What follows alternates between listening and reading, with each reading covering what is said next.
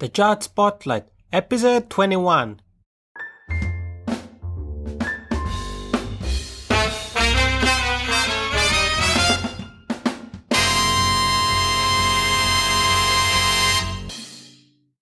Hey Jet Spotlight fans, how's it going? It's your host here, Yanni Lunga from thejetspotlight.com.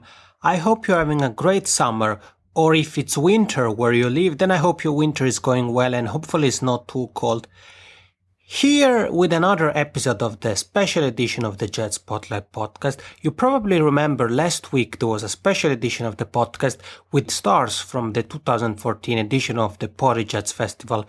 And I said that the special edition was going to be only last week, but there were so many great guests that it wasn't possible to staff them all last week. So here it is with these two more episodes, one today and one tomorrow, with two great guests that I'm really happy to have on the show.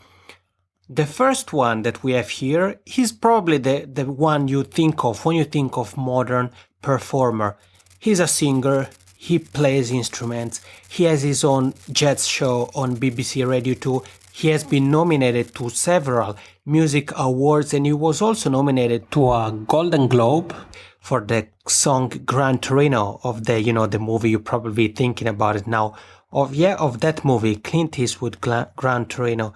I'm super excited to have none other than Jamie Cullum here on the Jet Spotlight podcast to talk about, his starts, the Jets influences, so some of the Jets artists who have influenced Jamie, to talk about his latest album Momentum, his future, and he's also gonna give out some advice to those who would like to follow his footsteps and become performers, and also to those who would like to become Jets pianists.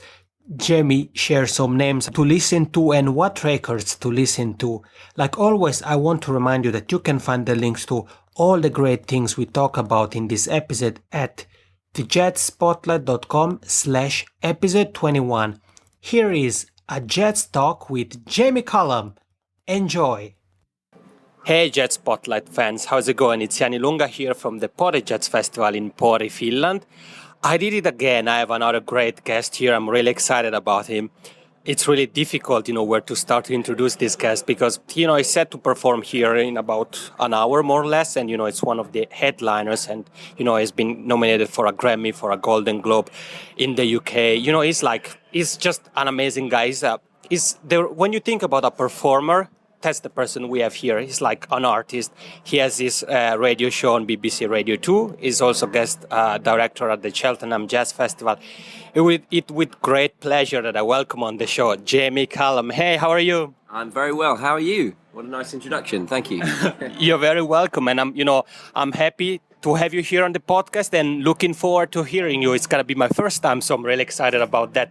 What can the Pori fan expect from the concert?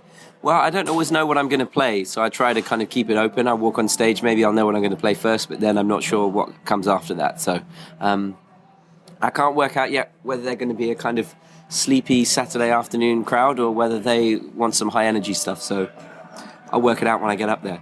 I'm sure that that they're gonna wake up even if they might be sleepy.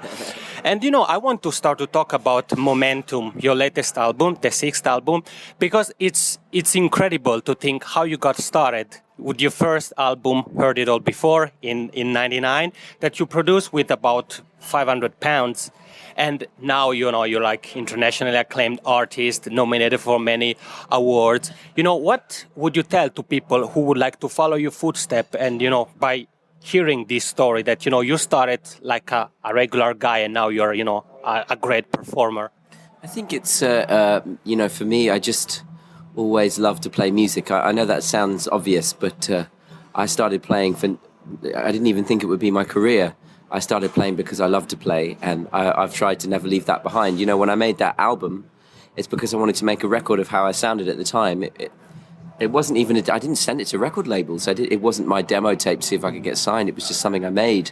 And I try to keep that spirit going through everything I do, every show, every album. Yes, of course, I now record for a major label and there's more expectation, but I always just try to record something I like, that I think is is accessible but also musically adventurous. And I try and use my kind of background as a jazz musician to make inventive pop music, really, which is, in some ways how bebop got started in a funny way. And talking about jazz, who are those who have inspired you growing up, musically speaking? Well, very early on, the first person I saw play the piano and sing live was Harry Connick Jr. And he's not only a great musician, but an amazing performer. I saw him perform. It wasn't even the big band stuff. It was his New Orleans funk stuff and his Thelonious Monk piano trio stuff. And to me, that was really cool. I wasn't really interested in the big band thing. I thought that was for my mum, But the New Orleans funk stuff that was thrown in with jazz, I was really blown away by. And through him, I kind of got into Bill Evans and Thelonious Monk and Herbie Hancock. I discovered through listening to hip hop music. A lot of those Blue Note guys, Lee Morgan and Donald Byrd, and they were all breaks from Tribe Called Quest records and things like that. So I kind of have this part of me wants to be this kind of crooning piano player with beautiful chords, and the other part, still wants those beats and those hooks that you get from hip hop and things like that. Okay, and for those young artists who would like to follow your footsteps, or people who are studying piano, to become jazz pianists, are there a couple of names that you think are a must, or a couple of records you think every inspiring jazz pianist should listen to? Sure, I think there are very many. I think one of the most amazing piano performances, I think, in terms of understatement and sheer beauty, is the piano accompaniment Bill Evans gives Tony Bennett on the duo album they made. Tony Bennett and Bill Evans album, it's called. It's 8 standards, but Bill Evans' piano accompaniment on that is pretty hard to beat, I think. And maybe another record, maybe something a bit more under the radar, something really adventurous like Dewey Redman's World Organic Music Society, just an amazing mixture of soul and beats and world music and jazz, and something really experimental, but nonetheless something that sounds really modern today, And, talking about modern, it's pretty interesting, background story about Momentum, because as house demo blueprint, you used iPhone apps, cassettes, recorders. Can you tell us a little bit more about that decision? Why did you kind of use pretty much everything there was to use? I don't make decisions. I just let things happen, really. I think that's the secret. Before I knew it, I was making the record and I was using all these things at my disposal. And that's just because my life had changed a bit. I had less time, and I have 2 kids now. And so I'd grab the moment. And sometimes the simplest thing, as we are doing right now, is recording things on your phone. And, these days you can do this to quite a high level, and sometimes you can end up using these things. And sometimes getting that first inspiration is the best part. Definitely. And, now we mentioned iPhone apps. Is, for example, one app that you use when you're touring, because you're touring so much, you have been performing all over the world. Is there one app that, you kind of cannot live without, especially when on the road? Well, I think the great thing about these apps is that they're quite cheap and they're coming out all the time. So you can always, you can spend like £1 or £2 and you can have something new to inspire you. But all the Korg ones are amazing. The iPoly 6, the iMS-20, I play around with those a lot.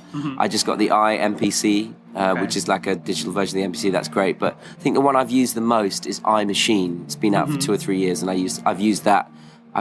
There are songs on the last album, Momentum, which have directly used that little app. So, and you are like performer. You have your own weekly jazz show on BBC Radio 2. You have been guest director at Cheltenham Jazz Festival. What do you think is the key to become a performer, a 360 degrees performer like you are? I think you have to take inspiration from all around you. And I think, if you're interested in jazz, but you're also interested in kind of being a performer as well, that they can sometimes be 2 slightly different things, because often a jazz musician, it's all about the music, and actually performance sometimes is not first and foremost in their minds. And you see, I grew up watching Dave Brubeck and Sonny Rollins and Ben Folds 5 and Jeff Buckley and Radiohead and things, and there's an element of performance to it which brings the audience in. And I went to see Sonny Rollins, and he is all about the music, but he's performing too. There's no question. There's something about what he does where he's like, there's an audience here and I'm going to play to them, even though the music is totally uncompromising. And so I think it's sometimes a dirty word to say when you're a jazz musician, but it is worth thinking about the audience too. Doesn't mean you have to play something different. It just means try and draw them in somehow. Maybe just think of something. And the last question, what are your plans for the second part of the year of 2014? I have a new album coming out in October, which is actually a jazz standards album. So this is just perfect timing for the interview. Jamie Cullum, thank you so much for being on the Jazz Spotlight podcast. I really appreciate it. My pleasure. Thank you. Thank you. All right, everybody, we are back. First thing first, Jamie Cullum, if you're listening to the podcast, thank you so much for being on the show. I really appreciate it. I really love this interview. I think there was a very good spirit in the interview. So thank you. And I hope you had enjoyed your performance at Polyjets. I was there. I really liked it. It was actually my first time listening to Jamie Cullum live. So it was a great experience, on a personal level. We've talked about so many great things. Jamie has talked about some of the Jets artists. Those who would like to become pianists should listen to. He has given out some advice, and he also talked about some apps, some of his favorite apps. And that's something I want to talk about for a moment. If you're new to the Jet Spotlight, maybe you don't know that there is a resource page of the Jet Spotlight. If you go to thejetspotlight.com/resources, you will see the resource page there. And these are some of the resources I talk about in the newsletter. I give special tips, and if you're new to the newsletter, you can sign up for free to the weekly newsletter at thejetspotlight.com/toolbox, and you will receive also a free ebook that talks about online promotion, and you will get some special tips that I share only on the newsletter. And yeah, I mentioned some of the resources on the resource pages. I mentioned them on the newsletter, but guess what? On the newsletter, I also talk about some tools that can really help you in your music career that are not mentioned anywhere else on the website. So if you want to learn more about those, you have to sign up at thejetspotlight.com/toolbox. Now, back to the resources pages of the Jet Spotlight. So there you find different kind of resources that I've been using during this time with the Jet Spotlight, from, things you can use to build a website if you don't have a website yet, or you want to change the design of your website. There are tools you can use, or the places you can go to look for if you want to hire someone to redesign your website or do some video editing for your latest video clip. All kinds of freelancers you might need. There are some tips about that. And there are also some tools you can use if you already have a website. There are tools mentioned, for example, to showcase your music or to build a newsletter, a feature that, many people say that it's probably one of the most important features online. And I agree with that. And what else is there?